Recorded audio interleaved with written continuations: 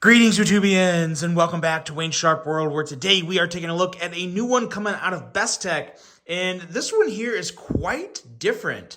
What we have here is a rather unique little fifth pocket knife, and this here is none other than the Best Tech Cuckoo. Now, before I go any further into this review, I'd like to thank you guys for tuning in today. If you like what you see, please do me a huge favor, hit that subscribe button, follow along, and I will continue to bring you the content. Now, let's take a look at some overall specs on this knife right here.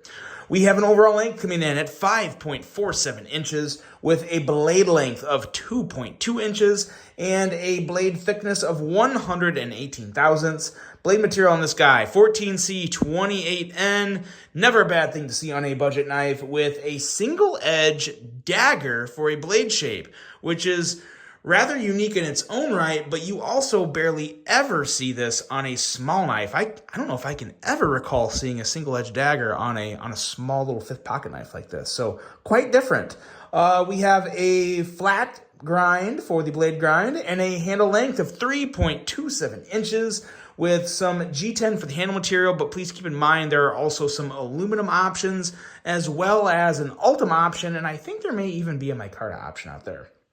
We are looking at a button lock for the locking mechanism, as well as the single deployment option. So, yeah, also rather unique. Not the first or only one, but you definitely don't see many like that. And I have some opinions on that to share later in the review. We have a user of a right hand only tip-up carry, with a weight that is nice and light, coming in at 1.55 ounces. And this knife right here happens to be designed by a very young girl named Gogo. I believe she's 8 or 9 years old. So yeah, definitely her first knife design.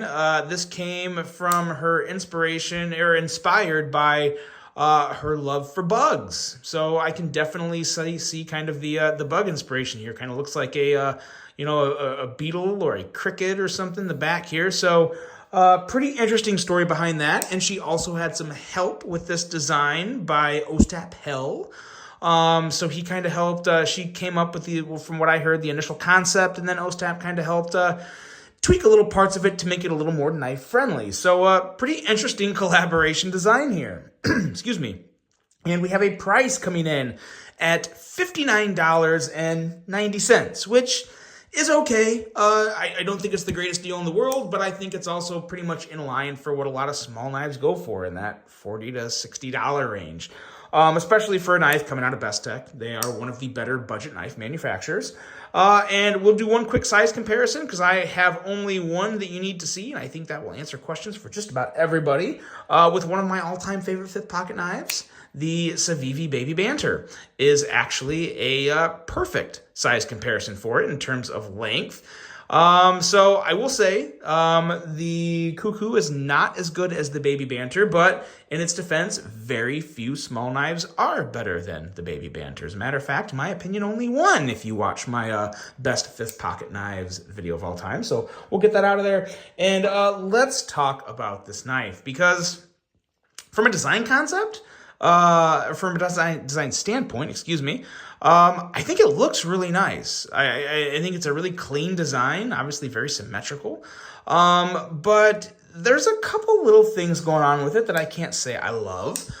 Starting with the blade, it definitely has kind of that the dagger, the OTF type of cutting geometry, so it's not really that good. It's a little thick behind the edge, but then it also just thickens up real quick as you move up to the center of the dagger type of the blade. So it's definitely more of those, like, to me, this would never be like a primary carry. It's fine for a fifth pocket knife. But like up here towards the tip too, as you can see, so the false edge is really left like untouched. I would have liked to have seen at least some chamfering, something up here. It's just very thick, and if they're gonna leave it like this, I wish they would have at least just like put some jimping there so it at least has a little bit of grip. Don't really love how they left the edge of this blade like just completely raw, and it's just kind of, it looks a little unfinished to me on this side. And it stays rather thick up to the point, so while it's still probably pretty decent for piercing since it is a dagger, it doesn't quite have that needle tip point that you see with a lot of dagger style blades, and obviously that is due to all of this entire side being false, which I get, that's fair. But even on the cutting side, I just wish it would have been a little bit of a thinner grind, a little more of a slicier edge. But it's kind of just, kind of just is what it is. And then you get up here, you kind of have the slightly off-centered point up there, which also kind of leads me to believe that I feel like, maybe it's not, that could just be me. At first I thought this side was a little narrower than this side, but I don't think it is. The more I look at it, it's really hard to tell. But yeah, so if it's that close, I guess it's not the end of the world. But it's an okay blade, it's a nice blade steel. But I would almost prefer this just not be a dagger and just kind of, just a regular flat grind instead of a dagger style. It's just my personal opinion. I feel like it would make for a little better cutting geometry, a little more useful of a small knife. But yeah, it looks good. The handle here. Now, the handle is a lot better. I do think the handle actually feels pretty good in hand. It's a solid 3-finger grip. It maybe could be considered a 4-finger grip for some people. I mean, technically that is, but then by holding it like this, my finger's also like right on this button. So if I squeeze, then I'm technically, opening the blade. So I don't think I want to do that. I want to hold it more so right around here. But yeah, so it would also be a little nicer if that blade was, or the button was up here, but then you take away from the symmetry. So yeah, you kind of run into a lot of little quirks with this knife in terms of how it's designed. And this is just your typical button lock style design. As you can see, there's the plunge going into the milled area of the bottom of the blade there to lock it up. Pretty nice lockup. I haven't found any play or any wiggle or anything like that. So in that standpoint, it's pretty good.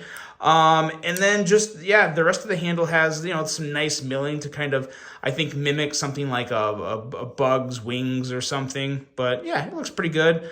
And really nice pocket clip, very simple, but it works great. Very nice clip. It doesn't bother the hand or anything, so nice and functional there.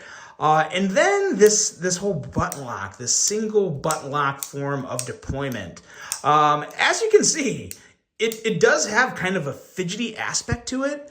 But this is just me.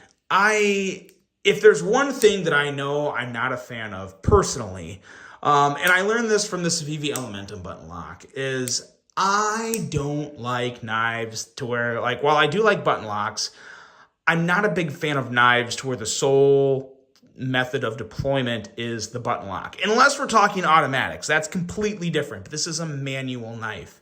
You could even maybe consider this a gravity knife. Would this be considered a gravity knife?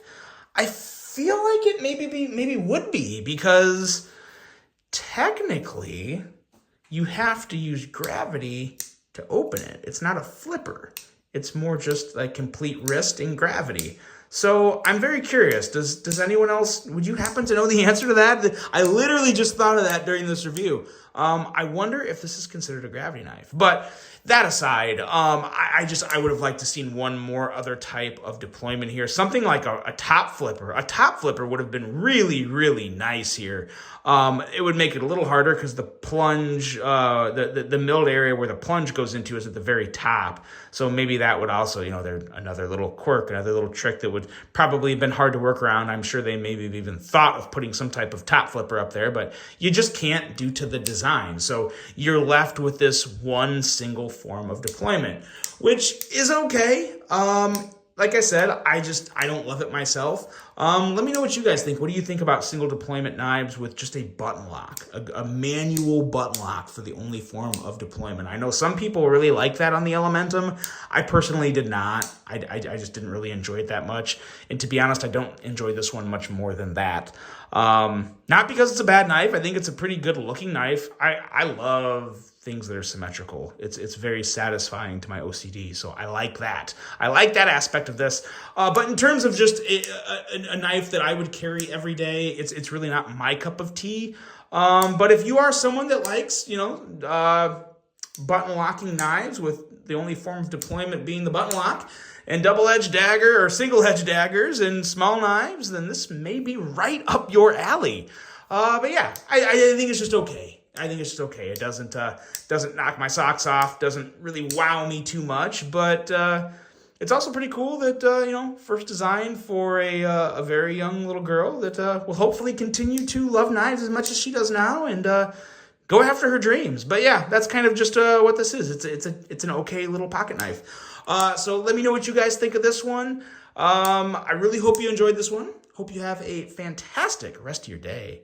And until the next one, I'm out.